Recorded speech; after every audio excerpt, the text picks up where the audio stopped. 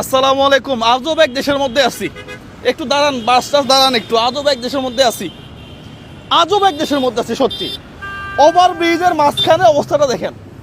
এখানে জোরে একটা গাড়ি যদি আসে, একেবারে ওই বাইকের চাকা, প্লিজ বাইকের চাকাটা সামনে পড়ে যাবে আর সঙ্গে সঙ্গে এখানে শেষ। কারণ এখানে গাড়ির স্পিড আছে 40 থেকে 45। আপনি বুঝেন, বাংলাদেশের রাস্তাগুলোতে বৃষ্টিতে উঠে যায়, রোদে উঠে যায়। আমরা আবার বলি যে ওভারলোড। ওকে ফাইন, ওভারলোডের কথা আপনি বাদ দেন। এখানে কোন ওভারলোড আমি এটা বুঝলাম না। এই এই ওভারব্রিজের মধ্যে তো আর ওভারলোড নিয়ে কেউ ওঠে না। তারপরও রাস্তার এই অবস্থা, কমপ্লেন না। আপনি একটু পিছায় দেখান, কোনো ধরনের কমপ্লেন না। এটা একটু ঠিক করেন, এটা ঠিক করার একটু ব্যবস্থা করেন। এইটা আখতারুজ্জামান ফ্লাইওভার, এই ফ্লাইওভারের এই কোনাটাতে ডিসিতে নামবে, এই জায়গাতে এই অবস্থা।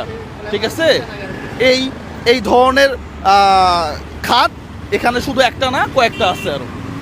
একটু দেখেন।